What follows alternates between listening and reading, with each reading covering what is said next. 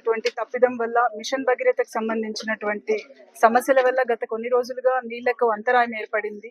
So దీనికి శాశ్వత పరిష్కారం కోసం మంత్రి గారి ఆదేశానుసారం అధికారులు, సంబంధిత శాఖ అధికారులు ఇక్కడికి వచ్చి ప్రతి ఒక్క వార్డులలో సమస్యని, దానికి సాల్యుయేషన్ ని పర్యవేక్షించి స్వయంగా ఈఈ గారు అండ్ డిఈ గారు, సంబంధిత శాఖ అధికారులు మొత్తం కలిసి పర్యవేక్షించి ఈ సమస్యకు శాశ్వతంగా ఒక పరిష్కారాన్ని తీసుకురావాలనే ఉద్దేశంతోన నిన్న అధికారులతో సమీక్ష జరగడం జరిగింది. అలాగే సింగోటం దగ్గర ఉన్నటువంటి మెయిన్ హెడ్ దగ్గర కూడా సమస్య ఏంటి, ఫీడర్ లైన్ లో ఉన్నటువంటి ప్రాబ్లమ్స్ ఏంటిని కూడా వాళ్ళు పర్యవేక్షించడం జరిగింది. దానితో పాటు ఈ రోజు ఉదయం నుంచి కొన్ని వార్డులలో పర్యటించి ఆ వార్డులలో ఉన్నటువంటి సమస్యను, వాటికి ఏ విధమైనటువంటి సాల్యుయేషన్ తీసుకురాగలుగుతాం అనే దాని గురించి ప్రతి ఒక్క వార్డుని సందర్శించడం జరిగింది.